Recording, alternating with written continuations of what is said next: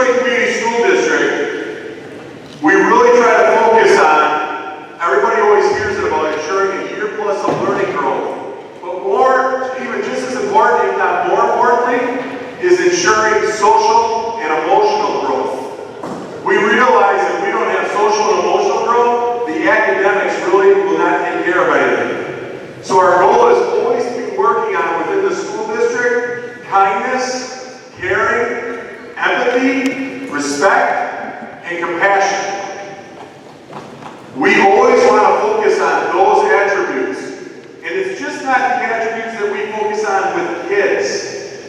They are attributes that we focus on with adults.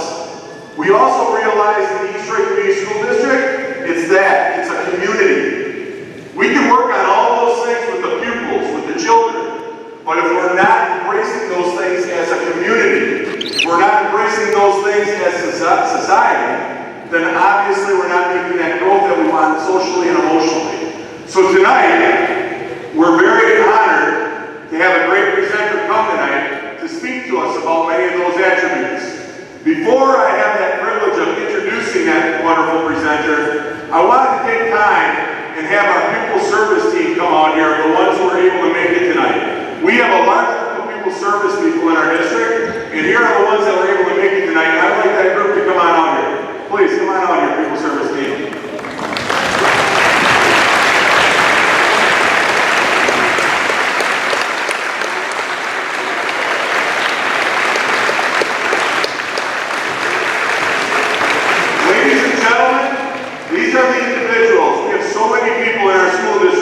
So much for the benefit of hopefully all the children in East Troy and outside of East Troy. But these are the individuals right here that you're looking at that help considerably when it comes to the social and emotional component within our district. These are the individuals that set up nights like tonight, that set up family nights, that set up the buddy benches and encourage the buddy benches and come up with all the funding and raising for the buddy benches, working with the students over the buddy benches. They're the ones, along with Colleen Farmer. Where is Colleen Farmer? Where is Colleen? Please stand up, Colleen. Please stand up. I know you don't like spotlight. Colleen Farmer is a big part of everything with the Challenge Day. These are all important events and activities, but they're events and activities that are not only about one day or one moment. They're about how we are treating each other every day. These individuals have helped our district to have a very clear understanding, and that is we want to be upstanders, not bystanders.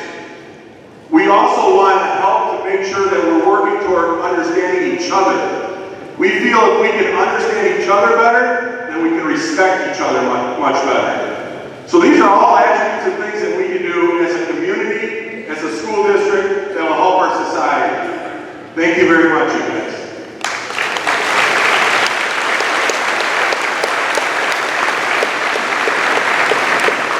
Well, the moment all of you have been waiting for.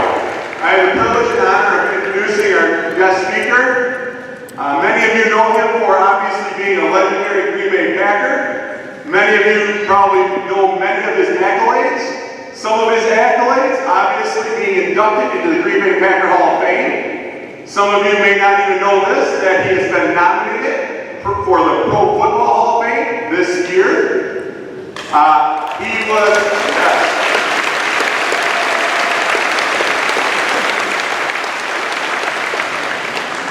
He obviously was a key instrumental player in bringing home the third Lombardi Trophy to the Packer organization.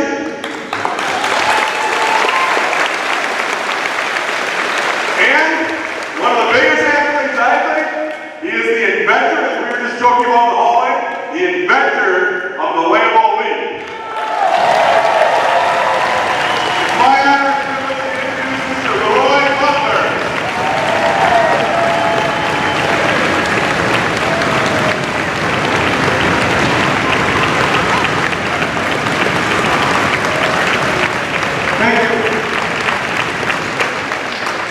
Which side do I look at? My best side is my back side.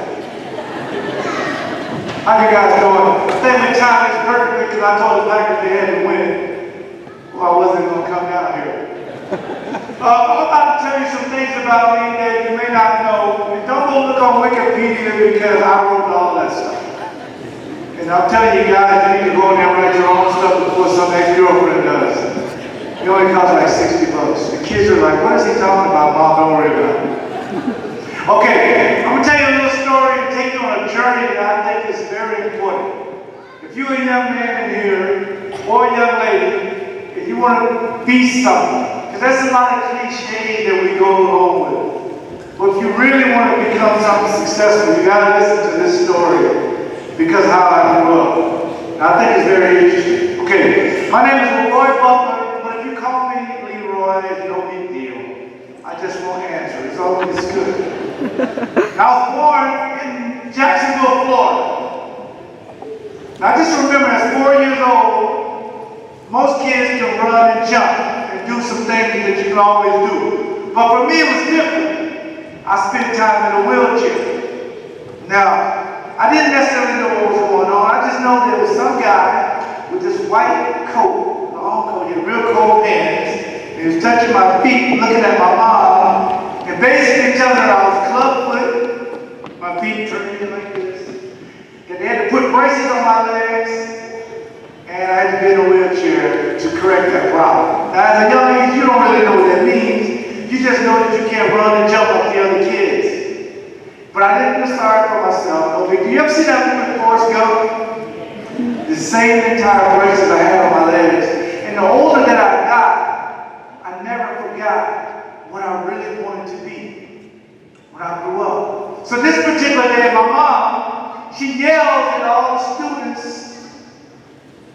We say in our house, we call each other students. They assume that we're going to school all the time. Well, you get it. So I got a brother, 2 brothers, 3 brothers. I forget, but I don't like them that much until they giving me stuff as I was growing up.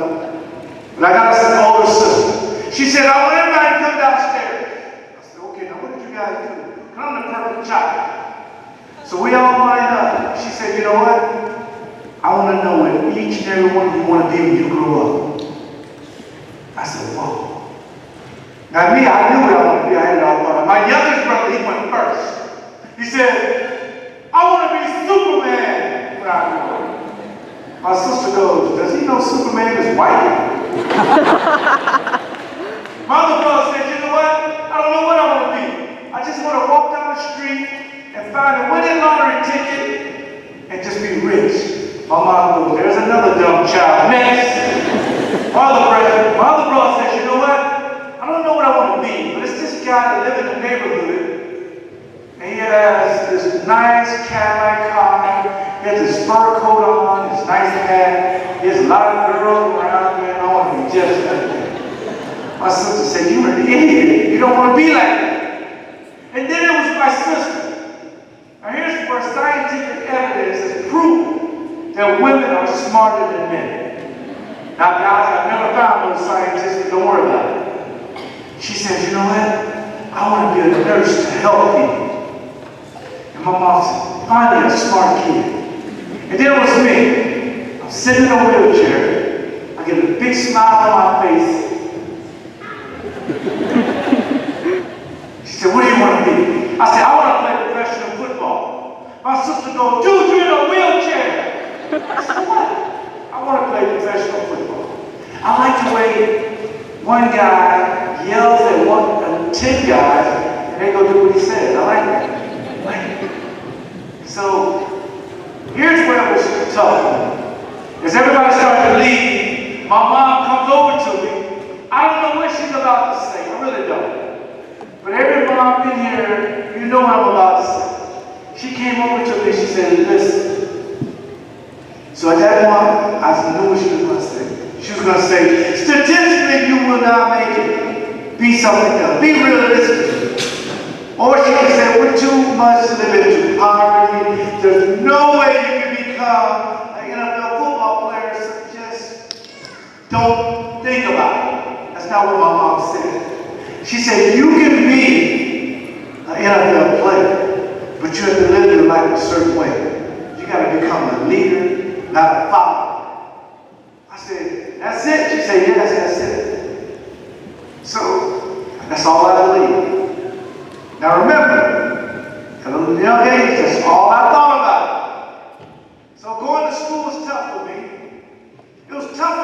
because other kids didn't understand that I was the kid in special ed. I was a kid that nobody wanted to play with. I was a kid that everybody said I was never going to make it. I was too small. It was just tough. I was a kid that rode on the bus, just me and the bus driver, and I used to go to school every day like that. And kids would pick on me, they say things, it didn't bother me. But this particular day, it did bother me because we got to school, and I was in my wheelchair, and I go down, you'll see 3 guys every single day to torment me and bully me, every day. So I kind of ignored it. But every day, it got worse and worse. I had this conversation with my mom. I said, why do kids pick on other kids? She said, well, you got to understand something. If you really want to become a professional athlete, you got to put these blinders on, and you got to ignore everything that's negative. Because if you go to a football game, they may hold up some signs that says something bad about you. You still got to play. She said, just ignore those guys and they'll go away. And she was right. After a while, it was 2 guys.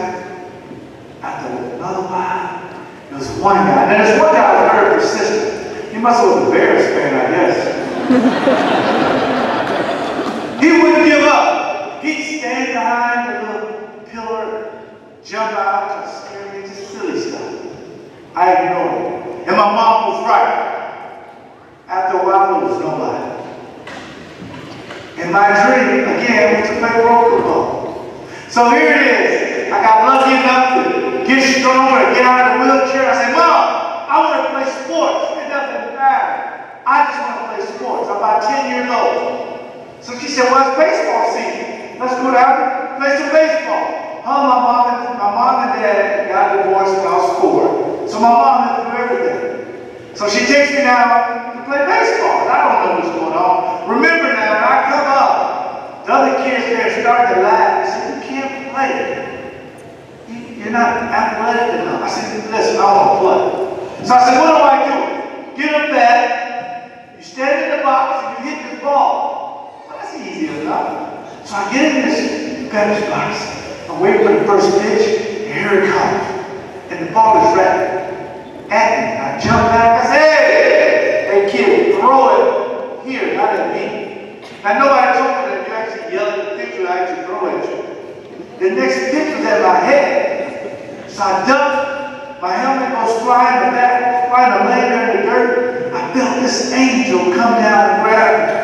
It was my mom, she came out of the stands. She said, hey listen, we're gonna go play football where you can hit back, let's go. No more baseball. So now it's time for football season. Everybody wants to play quarterback. Nobody wants to play anything else. But there was one problem. I wasn't big enough. So my mom said, come here. I said, what? I said, I can't make it. I had tears in my eyes. I didn't make the weight. She said, go tell the coach to weigh him again. She put some rocks in my pocket. True story. So I'm walking out like this. So I get up there and say, hey, you made it. I said, oh man, thank you. But he kind of knew. So now I get in this game and, wearing all white uniforms. Everybody plays with me. I'm sitting on the bench. But I was just happy to have a uniform. My mom's yelling, put my son in the game, idiot, what's going on? We'll put you in the game when we're comfortably ahead. I'm not a math major. But I looked up there and we were up 50 to nothing. Still had to put me in the game. Didn't matter. Did not matter. The next game, same thing. Your coach yelled, Butler, get in the game. So I run in the game. Now here's why I try to talk slow. Because there may be some undercover bear Viking fans in here somewhere. But I get in the huddle, in a sort of like this circle. And I said, what do we do? The quarterback says, I'm going to give you the ball to the left, ready to break. Now we broke the huddle. He says he's going to give me the ball to the left. And he's facing me. Did he mean my left or his left? But he's up there going, blue 23, blue 23. He looks behind me, see me talking to myself like, left, right. Well, I go with his hand, which is my right. So I go the wrong way, we go on the wall. So the coach yelled, Butler, Go to your left. Where's your left? I said, here. He said, go in that direction. Now I'm supposed to be waiting like this for the ball. So I was telling that. But I was waiting like this with my fingers crossed, but I didn't want to get it. So everybody knew I was going to get the ball. So I get the ball, right? And I'm running down. I said, man, this football thing is easy. I'm outrunning everybody, running. It was sort of like Forrest Gump. They didn't tell me to stop. I said, man, this is easy. This is awesome. I think I know what my grandmother meant. And my grandmother told me that God gave everybody a talent, and you have to figure out what it is. And as a young kid, I really didn't know what that meant until that day. And I said, well, Grandma, I don't understand, because how did I know I had this talent when the kids were picking on me and being mean to me? She said, it's up to you to find it. But the Lord gives everybody a talent. I said, well, I can run fast. That may be my talent. So I got to high school, and I was just, wait a minute, before I tell this part, any math teacher in here? No math teacher? Anybody know math teacher? This doesn't be scared of this. Good. I'm like, really let them have it. I'm sitting in this class trying to add 2 letters to get a number. Algebra. I said, wait a minute, what is algebra have to do with playing pro football? Who invented this stuff? Come on. Then a loudspeaker came on the principal. I'd like to make an announcement. The first ever All-American in Robert E. Lee High School history, LeRoy Butler. I'm like, wow, did you just say my name? No. Then I just said it again. We've never had an All-American. LeRoy Butler will be the first one. I'm like, man, that is cool. So when the class let out, everybody was going to the locker. Before I came in that room, no girls noticed me. And when I got to my locker, there was 6 of them standing around my locker laughing for no apparent reason. I have 4 daughters, I never figured it out. They just laughed and come in. Oh, congratulations. I said, yeah, I knew I was All-American. I was keeping them secret. Are you going to college? I said, I don't know. Excuse me. So I go ask my mom, how many people in our family tree has ever gone to college? She said, let me think about it. She was very quiet. She said, I don't think anybody. I said, no, Mom, the family tree, you know. She said, listen, the tree, the roots, the bark. Nobody's ever been to college. I'll be the first one to ever go to college. Yeah. So I got a letter from Florida State University to go to college. It was awesome. Peace of adversity. I didn't pass the SAT test, so it was a chance I wasn't going to go to college. Coach Bobby Bowden from Florida State University calls my mom. We're going to give him a scholarship anyway. We want him to go to college. So that was big news. So I get to Florida State University, it's awesome. I'm like, man, I'm out on my own for the first time. And I call my mom, I say, Mom, you know those clothes I wear every day? What do I do with them? My sister grabbed the phone, you gotta wash them. Well, how do you wash clothes? What do you do? No. Just get all your clothes and go down to the laundromat and do what the sorority girls do. Okay, that's easy enough. So me and Deion Sanders, Terrell Butler, Lawrence Dawson, we go down to the laundromat, we put our money in, and then we just stand back as if it was going to explode. And I go, what do we do? And then one of the young ladies said, you have to put detergent in it and push start. I said, okay. So I said, wait a minute, how much do we put in? Well, don't worry about it, just put it like a cup. But after a cup is half a gallon, by the way. And then I said, wait a minute, I saw one of the young ladies put bleach in there. Should we put bleach in? Yeah, go ahead. Put a little bleach in there too, and then wash it. Next thing you know, we put them in the dryer. You know, I'm thinking they started to change colors, and I was like, oh, Mom, I have a problem. All my clothes are destroyed. My sister said, tell me you separated the clothes. No, this is my first time on my own. My mom used to wash my clothes. My sophomore year, pretty decent football player. My junior year, pretty good. My senior year, I got up to above 195 pounds. Okay, I was 165. Don't judge me. And I'm thinking, this is awesome. And then I was All-American. You know, the kids, you won't know this name, but I got a chance to meet Bob Hope. I met Bob Hope. I said, man, I may get drafted and go into the NFL. Everybody knows Bob Hope. So April 30th, 1990, nobody on this side was born, just these people.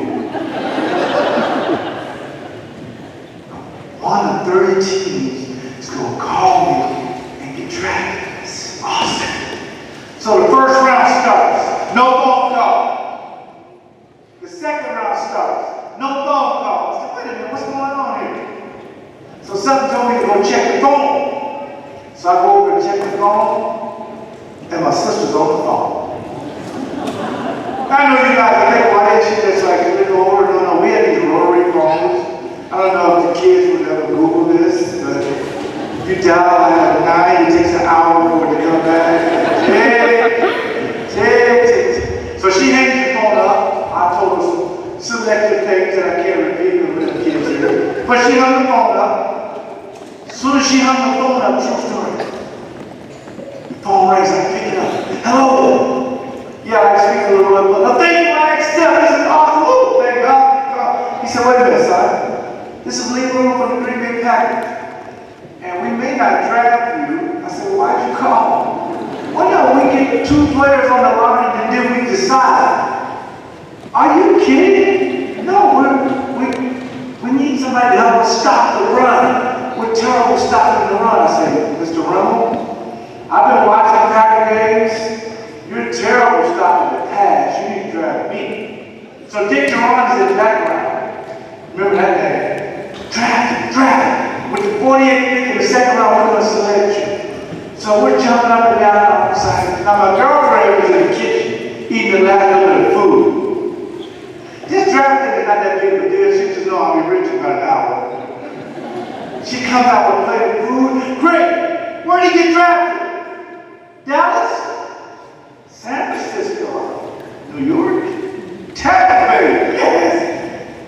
Miami? My brother goes, no, he's going to... Where have you been? He's going to Green Bay and he's in Wisconsin. She goes, Green Bay! Oh my goodness, my refrigerator's not that cold. We're going to die. I said, it's not cold in Wisconsin. It's got to be 80, 90 degrees. No. And just all that internet stuff, it wasn't a big deal back then. I've never been to Wisconsin. I don't know. So we're on the plane going to Wisconsin. May 2nd. Keep that in that day. Keep it in your head, May 2nd. We're on the plane, we're starting our descent, and me and my girlfriend were sitting there looking at each other. Then we packed accordingly. When we left, it was like 95 degrees, so we had our shorts. And the pilot called us, a beautiful day in Green Bay. The wind's coming from the north. It's a beautiful 17 degrees. She said, he said 17. I said, no, the pilot is from the south, like us. And they kind of skip words, they drag out numbers. He meant to say 77. She said, oh, because I didn't bring anything. I said, neither did I, don't worry about it. The pilot comes back on and said, wait a minute. I hope you guys got your coats on. There's a cool front coming. We never heard of a cool front before. And she said, oh my God, can you get traded? I said, I haven't even landed yet. I haven't been traded. This is when I know I want to be a Packer my whole life. When I got Green Bay, God's country. My feet hit the ground. It was 1,500 people to welcome. They had signs up. They got green and gold jerseys on. All the little kids got on green and gold. Sort of like today. And it was like they closed all the Walmarts and McDonald's. 20 be back in 20 minutes. We're going to see the second round draft pick. I said, do these people have jobs? What's going on? It's just a draft pick. It's just an NFL team. What's the big deal? No, it's a big deal. And I'm high-fiving everybody as I'm walking. And I meet this 90-year-old young lady. She said, come here, I need to talk to you. I said, what, you want an autograph? She said, no. You must never lose to the Minnesota Vikings. Okay. So she started to change color. What's going on? She put her cane down. She said, you better not lose to the Chicago Bears. I said, whoa.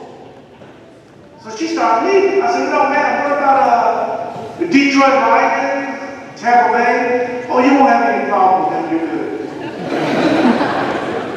So I go over there, the first thing I saw picture of Bart Starr. I'm like, whoa, Bart Starr, this, I mean, this is awesome. This is packed. This is great. And then not to mention somebody that I did not know this guy, but he comes and gives me a Packer coat because I was freezing.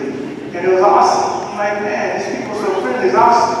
So I get over there, right? 1990, we weren't very good as a football team. 1991, weren't very good. 1992, somebody said, there's a new quarterback. And I'll be very honest with you now. I looked over there. I saw a guy with real tight jeans on. The jeans were so tight, you could see the driver license number. I mean, it was tight. He had a white t-shirt on, with spaghetti sauce on it, and it was Brett Favre. I said, no, that's not our new quarterback. Quarterback Don Mikowski. No. They just traded for him. He's a new quarterback. I said, Jeff wrote to us about our quarterback. No, don't worry about it. The next year, there was a huge guy. Huge. I saw, you know, you see somebody, but you don't see him. It was Reggie White. Reggie White in Green Bay is lost. No. Go over there and talk to him. I said, hey, Reggie, how's it going? I get an autograph on my daughter. Sure, what's her name? LeRoy Butler. LeRoy Butler. Can you make that R capital? I said, Reggie, what are you doing here? He said, God told me to come to the Packers. Thank you, God.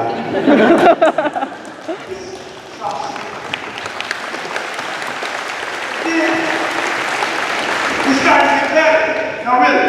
Things start to change around. I see the team changing. Reggie White comes in and said, I want everybody to come to Bible study.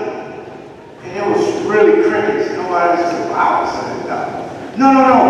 We gotta go Bible study. And I said, Reggie, come here for me.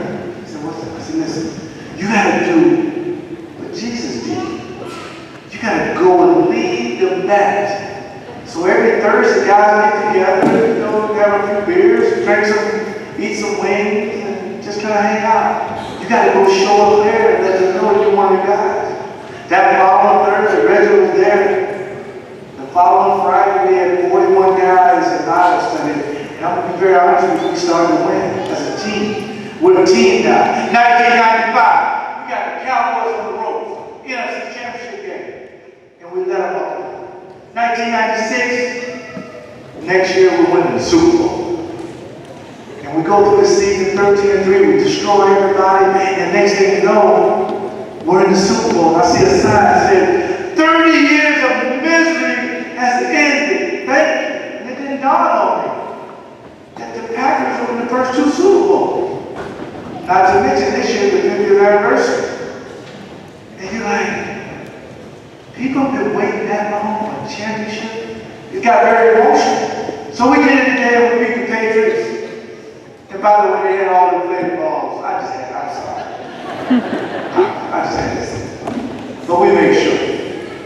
So I see that trophy. Lombardi's name on it. And it really belongs to us. And that's when it hit me. African American. Well, I said African American, but you know what I mean. Sitting in a wheelchair, in the projects, single parent home, decided that I was going to play professional football. To go from that to went through one of the hardest and most negative bullying I've ever gone through as a young man. To fight through all of that and to become a leader, not a follower. To win at a Super Bowl is unbelievable. So I'm thinking, this is awesome. And that's how my story went. Because I knew what I wanted to be. And it wasn't too early. I knew what I wanted to be, how I wanted to do it. And I knew it was going to be some ups and downs. But my role model was my mom. I'm sure you figured that out. She was my role model. She taught me things. And I kind of learned to thank you on it. Raise your hand, really, raise your hand, and I'm going to tell you a secret that you should know. If you want to know the decking order to life, I can give it to you, just if you want to know. Can everybody just at least raise your hand? Okay. You have God, of course. Right up under God is grandparents. Free babysitting, of course. But your grandparents, that's the intelligence of the family. They can help you with anything. And underneath that is your family. Underneath that are committees like this. Your principal, your teachers, people that you see every single day. And I don't want to speak for anybody, but without two teachers, I could have never made it. Miss Gordon and Miss Thompson. And they used to work with me because I used to have a list. And I used to have a speech problem and a learning disorder. They powered right through that. I was a special ed student that couldn't take tests. I was a student that people would look in the classroom, it was just me. But I had a big smile on my face because I knew what I wanted to be. But if it wasn't for my teachers, I couldn't make it. And trust me, they didn't do it for the money. Just take my word for it. But they believed in me. And they knew that one day, somebody's going to come up to a podium and say, with the 48th pick, the Green Bay Packers selected LeRoy Butler. And they had a hand in it. Be a leader, not a follower. So we develop a lot of things for families, mentors, parenting. One of our parenting classes, actually I teach it tomorrow. I'm actually a teacher, by the way. And it teaches you, when do you talk to your kids about touchy subjects? For instance, a high school senior, they don't necessarily say, hey mom, I want to talk to you and dad about boys. No. A high school quarterback, they don't always come to mom and dad and say, you know, what about this concussion thing? Should I still play? But parents, the best time to talk to any kids when they're at the dinner table. Because they love to eat, it's free, and they got to sit there and eat everything, so they have to listen. And you would think about it, that's the best time. When's the best time to talk to a 4-year-old about being nice to each other? In the car, when you stop at fast food, I'm business. Give them some fast food. I know it's terrible, but it keeps them focused for some reason, because I got a 4-year-old. Then you talk to them. Now, half the stuff they won't know. Now, for guys, we have a men program that basically, the men program is if you can get your daughter to come to one of our programs, the dad gets a free jersey. So a lot of men, they got to bond with their daughters. And you would not believe the bonding when 80 dads show up that normally probably wouldn't show up. But guess what it was? It was a free health, heart, and prostate screening. It was free. But you had to bring your daughter to get it. Those are the programs that become leadership, not problems.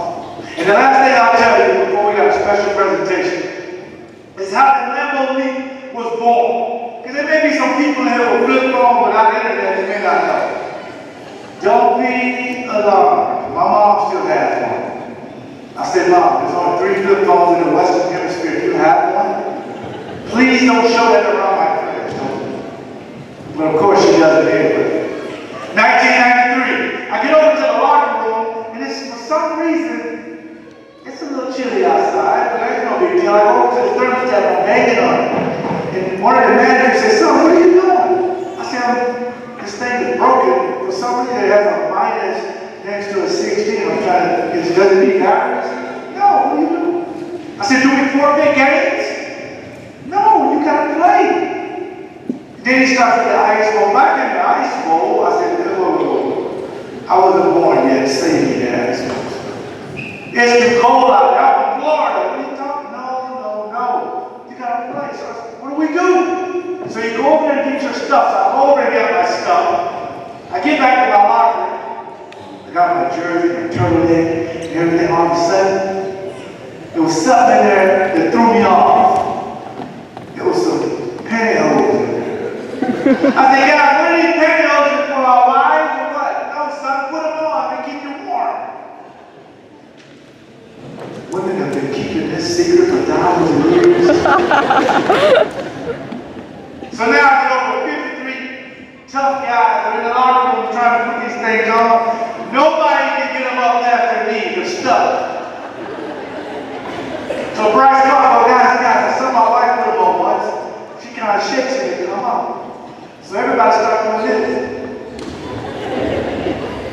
Then all of a sudden I saw Reggie White, 6'5", 300 pounds, walk by.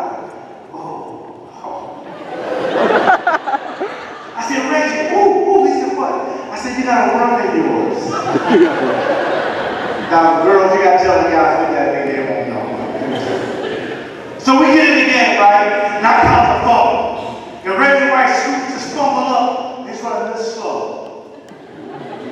So some guy grabbed Reggie, slinging him around. And as Reggie was falling, we got eye contact as if we were going to the prom or something. I don't know. He lateral me the ball. Oh, my bad. Put a Barry Viking fans on laterals and you pitch behind you. Well, they don't know. I try to help them. So I get this ball, right? And I'm running down the sideline. And I'm thinking, wow, this is awesome. What am I going to do? This is awesome. I mean, it's the first time I score. This is awesome. So I'm thinking in my mind to do something. So I'm thinking, I'm going to jump in the stands, So as I get close to this guy is already looking at his watch because he wants to go shoot more deer. He's already watching. It's hunting season. Everything changes for hunting season. Can't figure that part out. So I'm running like, dude, what are you doing? Another problem. He has a beer in his hand. Now, if you ever been to Lambeau Field, who's ever been to Lambeau Field? You know that beers are like $10,000 a piece, so you don't just give it. Plus, he's been standing in line for 30 minutes, he's all slushy. So I'm running like, dude, what are you doing? So I throw the ball down and I jump. As I'm jumping, you can see him trying to make a decision like, so he catches me, he says, you owe me a beer. That's when I knew, I think I liked it here. I beat out the MGD, created that movie. After that, we put it out to the fans to like name it. And I remember Brett coming over to me and saying, hey, was that legal? I said, I don't know. I mean, no one said anything. And Jim Harvey said it was a touchdown. Ever since then, it's been something awesome. Paul Tagliabue, our last commissioner, said,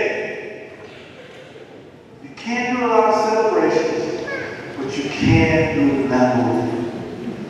And that means that not only the Packers are winning games, but it shows the love our fans in the worst seats in the stadium, but they love it when they get a chance to actually touch a play. And the last thing I gotta say about that, I remember Aaron Rodgers scored his first touchdown. So he's running right, and this one lady's about 5 rows up. This is her opportunity. And she's gonna meet him like, not a commercial you run in slow motion and beat the person you love. And as if Aaron called her or some teletype. So he scores. So he decides, okay, it's a little pause, I'm gonna jump. And she's coming down. And boy, when he jumped up there, the fans pulled him up, they moved him. She went, whoa! So Aaron said, all he heard was a thump. She got up, security helped her out, but it's funny. People come up to me and say, hey, listen, I got a chance to high five Jordan Nelson. Donald Driver and all these players. He said, oh yeah, you started it. I was like, yeah, I don't get paid for it. It was just something on the house with the fans. So, do we have any photos yet? Oh, yeah. We want to make a presentation to the school. And this is from LeRoy Butler Incorporated, and we do a lot of anti-bullying messages. And we don't do this in every school, but since you guys gave me a free shirt, I'm surprised that you got 2 kids. 3? Because you told me outside you didn't have any kids, so I don't know. Oh yeah, he's in here. It's just a joke, that's all we said. Okay, we want to speak on Lambeau League. We wanted to give you something that your principal promised there is that he would not take it home. Promise. So we wanted to give you, there's only a few of these left. You better hold it up and be like Barry White. We're going to give you a Lambeau League Hall of Fame.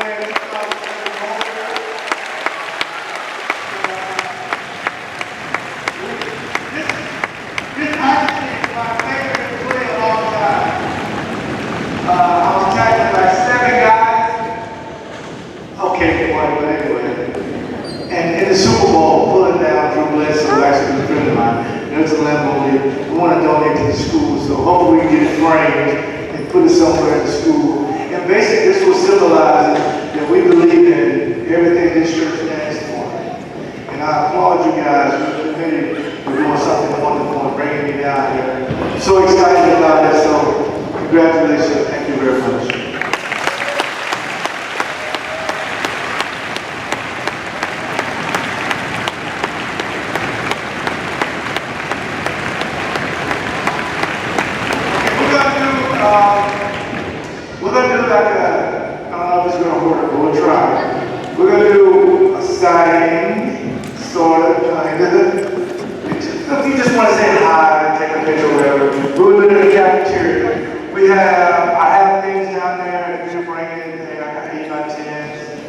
football, just many helpers and things like that, that's at a pretty discounted rate because your principal pays for everything, so everything is free.